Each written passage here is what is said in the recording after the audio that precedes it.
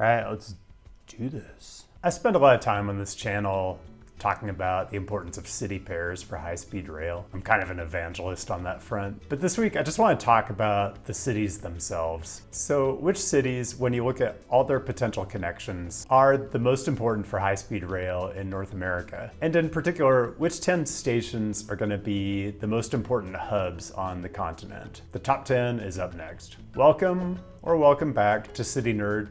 Weekly content on cities and transportation, topics based on whatever I was in the mood for in a given week, but I really do like viewer suggestions. So we are going to talk about train stations today. I propose to you that a busy and well-designed train station is, or at least should be, at the heart of every great city. Today's video is going to be specific to high-speed rail though. Now, in the first video that I ever uploaded, I looked at the top 10 city pairs for high-speed rail in the US. We're going to apply some of the same principles today, but I wanted to mention a few differences in the analysis that are going to result in some changes to the scoring and the rankings. First, and most obvious, that first video was US only, but today I'll be including Mexico and Canada in the analysis. Second, this is going to be a bit finer grained. You'll remember the first time around I used combined statistical areas, which give you larger populations than a metropolitan area, because a CSA will combine metropolitan areas like Boston and Providence,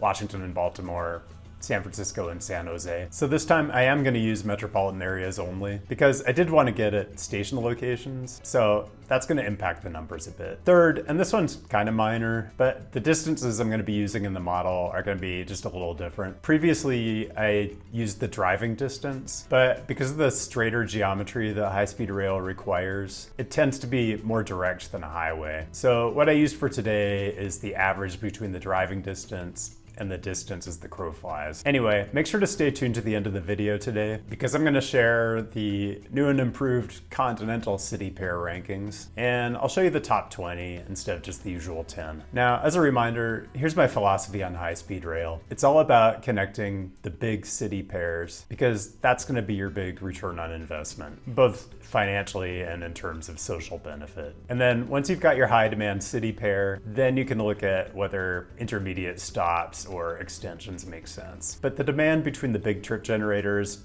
just has to be there first. And the way to analyze demand between a pair of cities is a gravity model. If you want a refresher on how I approach this, I'll include a link to the city pairs video down in the description. But there are essentially two steps. One is use the gravity model to generate an indicator that represents the overall travel demand between two cities. And number two is to multiply that number by a factor that represents the overall competitiveness of high-speed rail versus highway or air travel for the given distance. And what you get is a score for every city pair. And the way I have it set up, it's roughly, if it's 10 or higher, that's just an enormous slam dunk. If it's 5 or better, that's great. And 2 or better is not overpowering, but it's pretty solid. And if it's below 2, I don't know, maybe you should build it, but it's probably not a priority. Okay, so I'm gonna do something a little different here and just dive right into number 1 as kind of an illustrative example. I mean, you all know what number 1 is gonna be, right? New York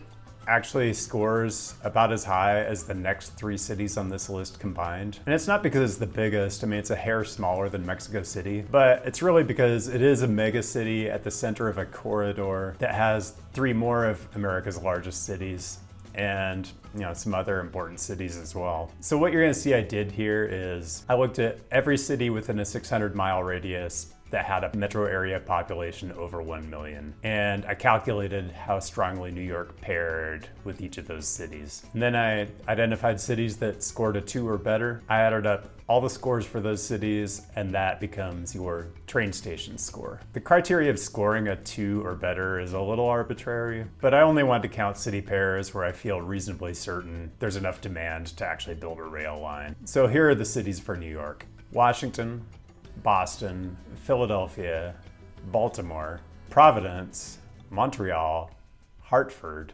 Toronto, Pittsburgh, Rochester, and Richmond.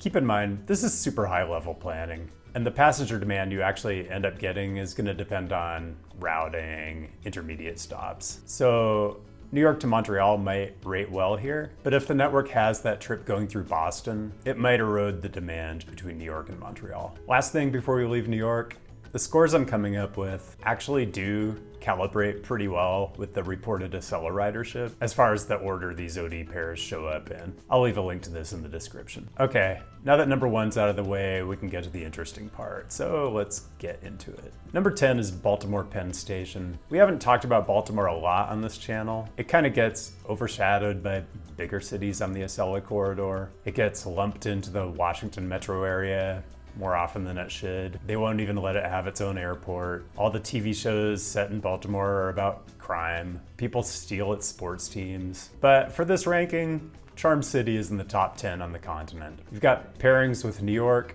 which is dominant, but also Philadelphia, which scores high enough. So the total for Baltimore Penn is 12.8. Number 9 is the future North Texas station in Dallas. Not built yet, but when Texas Central gets the whole network up and running, you should have connections with Houston, which is the big one, but Austin and San Antonio both score a 2 or better as well. That gives North Texas Station a score of 14.5, good enough for number 9 on the list.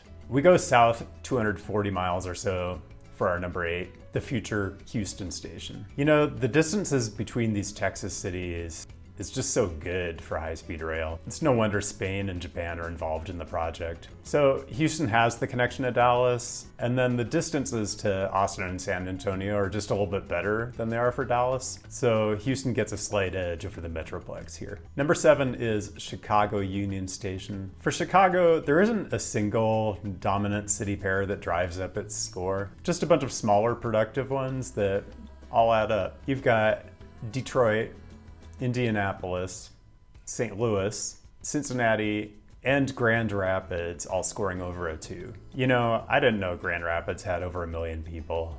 I didn't even know Grand Rapids had suburbs. Michigan, always surprising me. And for Chicago, you actually have a whole bunch of cities that score between a 1 and a 2. So depending how aggressive the US ever gets with high-speed rail, Chicago would really regain its past glory as the rail hub of the central US. Number 6, and we're into the Acela corridor now. And this is Boston South Station. Bostonians, if money were no object, would you rather the Acela ran out of North Station? I mean, money's always an object, but let me know down in the comments. Anyway, the connection to New York is dominant here, but the connection to Philadelphia also rates, and surprisingly, to me at least, so does the connection to Montreal. So Boston scores a 23.2, good for 6th on this list. Number 5 is 30th Street Station in Philadelphia. And it surprised me it came out ahead of Boston, just because the Boston connection to New York grades out stronger than Philadelphia. I mean, New York to Philly is like 90 miles, so it's way down near that distance threshold where the advantages of the travel speed are eroded compared to the station access times within the cities themselves. And the Acela data do confirm that New York-Boston is a stronger pair. But Philly makes up for it with where it is on the corridor. It just has stronger trip attraction with the other cities than Boston does. So I've got New York, but then Washington, Boston, and Baltimore all scoring over 2, and you've got a total of 25.9.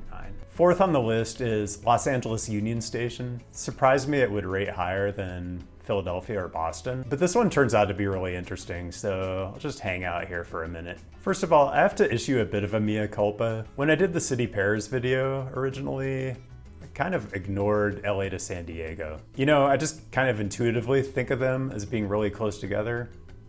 Intuition always gets you in trouble on these things. I mean, if you drive from LA to San Diego, it's not even totally obvious when you're out of one and into the other. The distance from San Clemente, which is part of the LA metro area, and Oceanside, which is part of the San Diego metropolitan area, is like 18 miles. But metro area center to center is more like 120, which, I don't know, kind of suggests the level of sprawl we're dealing with. But I'm trying to do this objectively, so I have to score LA to San Diego at 7.8. Second is Tijuana. The third biggest pair for LA is Las Vegas, and San Francisco is 4th, which is a bit of a shocker, but part of this is an artifact of just using metro areas instead of combined areas this time around. So San Jose gets counted separately, and San Jose rates too, as do Phoenix, Mexicali, and Fresno. Sacramento doesn't make the cut, but it's still kind of absurd that probably the highest profile high-speed rail project in the country is just kind of a middle-of-the-pack city pair in its own state. Also, it still cracks me up that the San Francisco 49ers play in a completely different metro area. As for Tijuana and Mexicali, you could say that they should have an asterisk because of the travel time penalty at Customs and Immigration. But remember, the model I'm using is based on competition with highway and air. And if you're gonna tell me international flights and international border crossings don't have time penalties, I'm probably not listening. Okay, before we get to the last two, this is the part where I ask you to subscribe if you haven't subscribed already, and drop a like on the video if you do in fact like the video. I won't drop confetti for the subscriber count. This is a serious channel and we're just much more dignified than that here. Honorable mentions, etc. Toronto, so close to making this list. It's also one of these cities that gets penalized because its metro area doesn't include cities it probably should. Hamilton, Oshawa. But I have to be consistent with the methodology I used here. So I used the Toronto metro area population. Detroit was also a near miss. It has pretty strong connections to both Chicago and Toronto. I know people are gonna ask where Cascadia is on these kinds of lists. I mean, it is my home turf when I'm not on sabbatical. So I don't know, this is just tough love. If high-speed rail between Portland and Vancouver was the slam dunk I wish it was, then Japanese Railways, Renfe, the state-owned railway in Spain, and Brightline would be knocking down the door to invest instead of wasting their time in places like California and Texas and Florida. I mean, I'd love to have HSR between Seattle and Portland, but let's just say it's a local priority, not a national one. Finally, it feels weird to me that Atlanta doesn't show up anywhere here, but the numbers just aren't there. The only two connections that rate are Charlotte and Nashville, and even those two just aren't that strong. Again, none of this is to say you shouldn't build those connections, and I do suspect my model underrates Atlanta, Orlando, but I can't play favorites here. The numbers are what they are. Okay, so let's do number 3.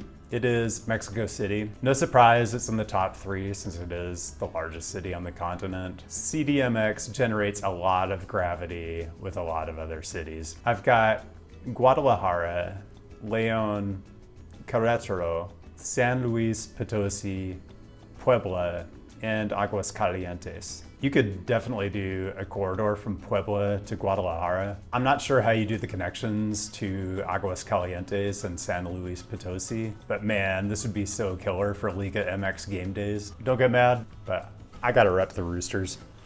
Anyway, Mexican viewers, taking a look at this map, if you had to start from scratch, where would you want to build a high-speed rail station in Mexico City? I mean, my understanding is they are going to put it at Buena Vista, which is currently the terminal for the suburban train line, and that's supposed to be the terminus when they construct the first high-speed segment between Mexico City and Querétaro. I mean, it seems okay. You've got the B line and the Insurgentes Metrobus corridor, and the location's fairly central, but let me know what you think down in the comments. And number 2 is Washington, D.C., which kind of surprised me that it was still number 2 behind New York, even after we took Baltimore out of the metro area, but it's legit. You've got the connection to New York, which is still the strongest OD pair on the continent. And then after New York, you've got Philadelphia, Pittsburgh, and Virginia Beach sneaks in. Okay, that's your 10. As promised, here's your updated list of the city pairs encompassing all of North America, using metro areas instead of CSAs, and with the new distance calculations. Pause the video if you want to take a gander, and let me know what you think. Other than that, thanks for joining. Be sure to add your topic suggestions down in the comments, and I'll be back with a new topic next week.